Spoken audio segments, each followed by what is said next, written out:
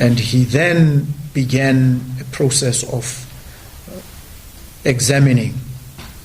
And at this point, I think it is apposite for me to pass it on to Paul, so that he now takes you on this journey of what happened and what discoveries or findings he made.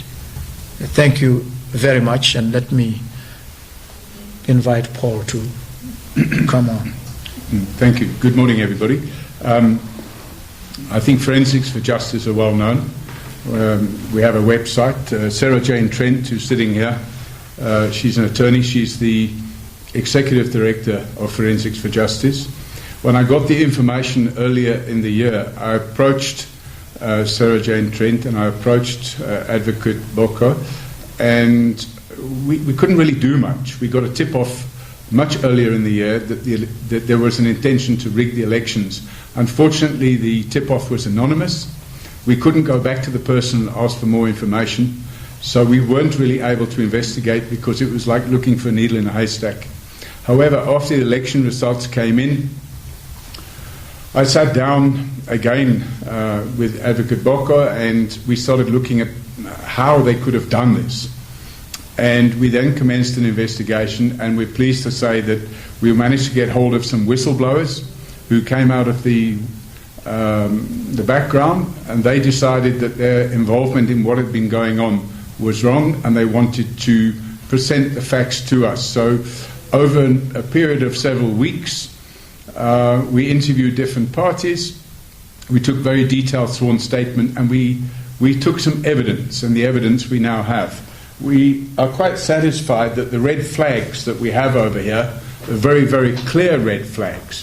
First of all, we need to go back to 1966. When the first democratic elections took place in Botswana, a decision was made by the British government to use what we call electoral pens. We should know about them. They're used in South Africa. They're pens that you put a mark on your finger or your thumb, and this mark is semi-indelible. It takes a few days before it's washed off. And then if you present yourself at an election and you've got this mark on your finger, it's going to cause problems.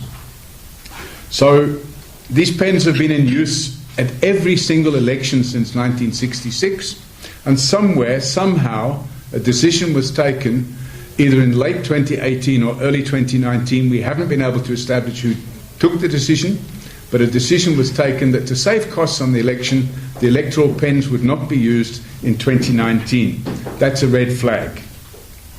In the previous elections, the day of the election itself was declared a public holiday. On the 2019 elections, the half day before the election was also declared a public holiday, and the day after the election was declared a public holiday. And we'll come back to that, the importance of it. We then found evidence of buses being used, large numbers of buses being used to transport people from different constituencies to other constituencies to vote. Now, we were then able, through the evidence we obtained, to discover that at least, and I say at least because we think the figure is actually higher, at least 10,000 additional voters' cards were made. They were manufactured. And we have a sample of them on the table here. Now, I must ask the people to look at them but not to touch them because it is evidence in a criminal investigation. We received these voters' registration cards from the person who made them. And he made 10,000 of them. In fact, the process to make them was so great that he was having his children filling in the details from his house in the evenings because he couldn't keep up with the workload of producing all these voters' registration cards. Then we found that the figure, the amount of money that would be needed to buy votes and to pay for all the organisation that had to be done for the vote rigging, the figure we were given, and it's in an affidavit, is 15 million pula, and that this money was withdrawn from the intelligence slush funds of the Directorate for Intelligence and Security Services. So the 15 million pula, some of it was taken out and handed over in bags. Secret Service agents were used to deliver the bags around the country. Some of the monies were channeled into front companies that were set up and then taken out from the front companies, and some of the monies were channeled into a company owned by the Secretary General of the BDP, and the monies were then taken out from there. They used e-wallets for money laundering, and Stanbic Bank were the bank that were involved. So these e-wallets were created and sent to voters, to team leaders, and in some cases an amount of 5,000 pula a day were being sent by e-wallet. The maximum amount you can send is 5,000 in a day.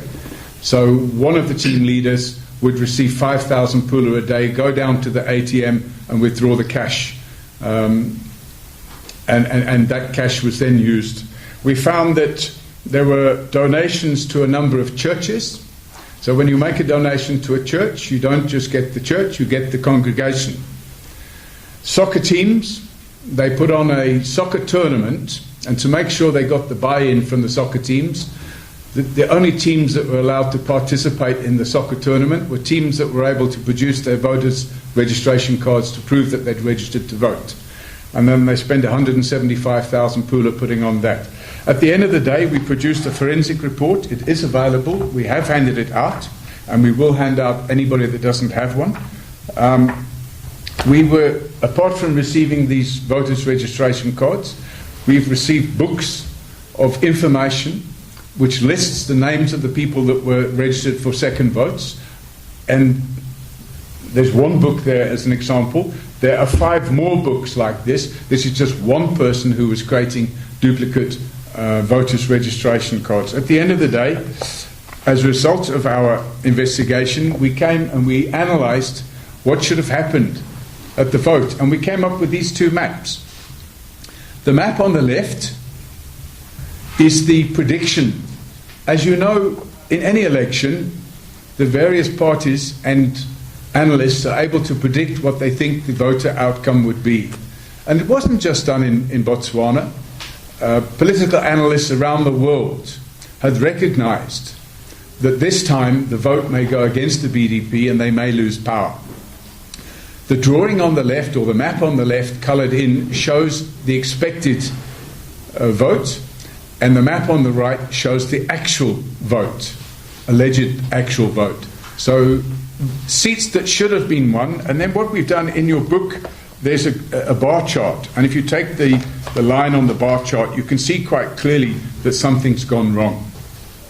So we're saying at the end of the day, in our report, our findings are that the Botswana general election of 2019 was fraudulently rigged to favour the BDP by the leadership of the BDP. There's a typo in the report. It says BDO, it should say BDP.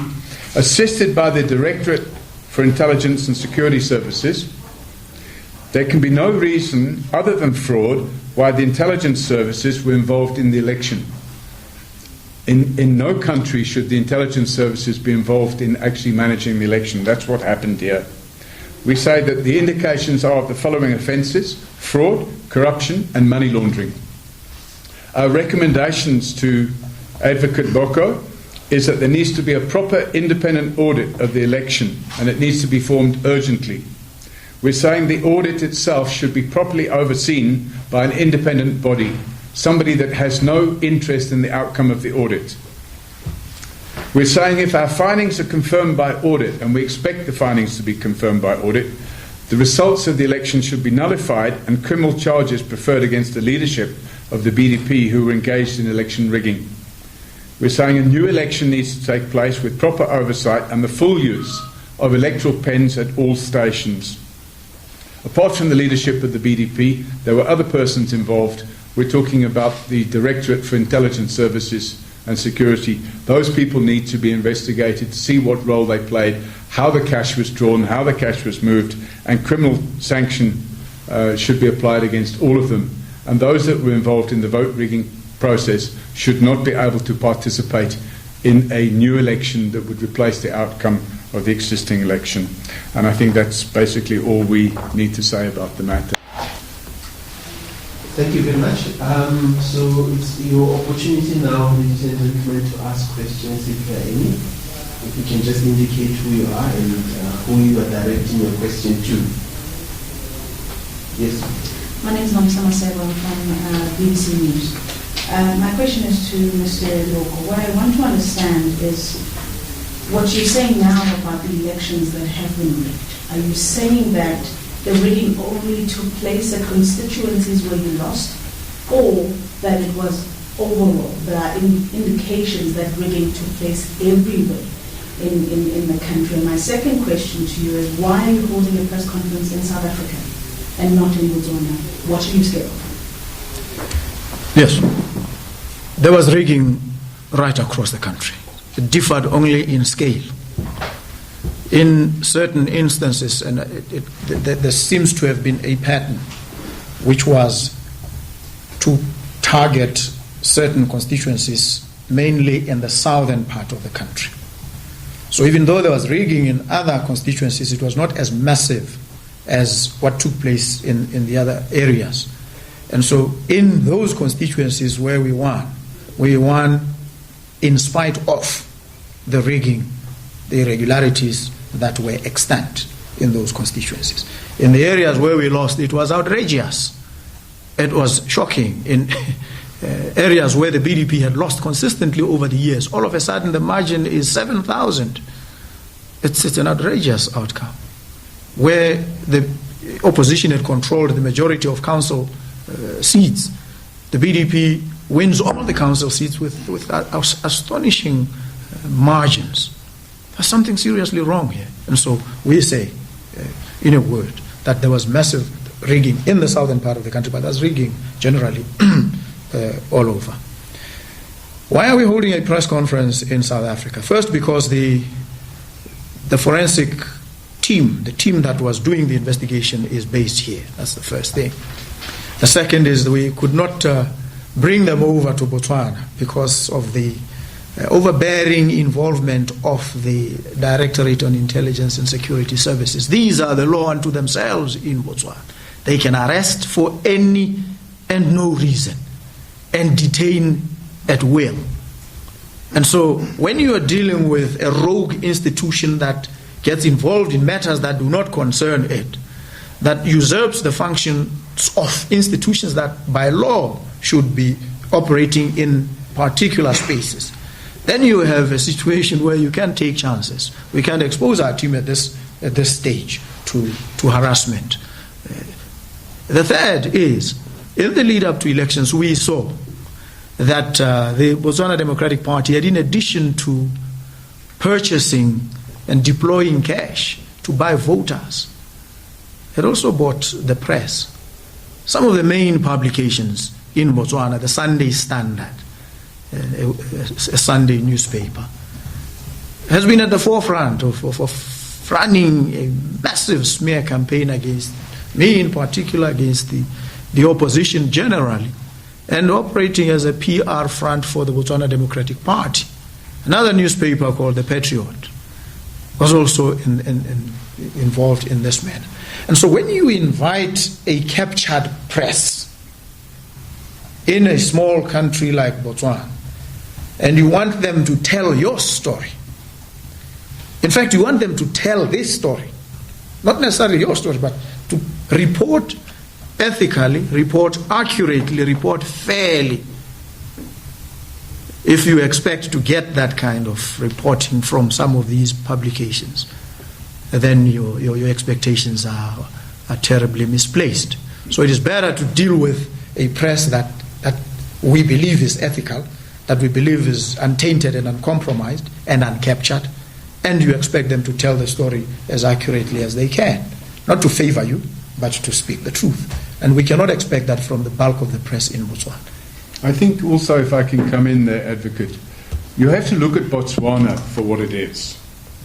It's a very large country, sparsely populated. It's 5 times the size of England, with a population the same as Soweto. And to be able to address the world from Botswana, it's very unlikely you're going to get the amount of attention that's needed on this. I can inform you that as a result of what we found, we have already notified our government, the South African government, I've already had meetings, and I've passed the documentation on already. It was done yesterday. So the South African government can be aware of the fact that our neighbour is being run by an illegitimate government. Sophie Mkwena, the foreign editor from the South African Broadcasting Corporation, taking your word, Mr. Paul O'Sullivan, you say you have informed the South African government, and to you that the Duma Bogo, is this not going to strain the relations between the two countries? Because there were allegations that the opposition in Botswana is being supported by a particular family in South Africa, and the coincidence is that the head of state of South Africa is related to the family whom the allegations were leveled at. How will you respond to that criticism? And briefly tell us the story of a South African family that was linked, or there were allegations against that family. We are told that it's very difficult to prove a case against them, and we had that the businessman has since been vindicated after he requested a court in Botswana to ask the said media house to stop with the allegations. Can you briefly tell us? Well, I can. I think that the question is a very succinct question. I'm a forensic practitioner. I'm a certified fraud examiner. Forensics for justice are apolitical. We're not involved in any political party. We are independent of everybody.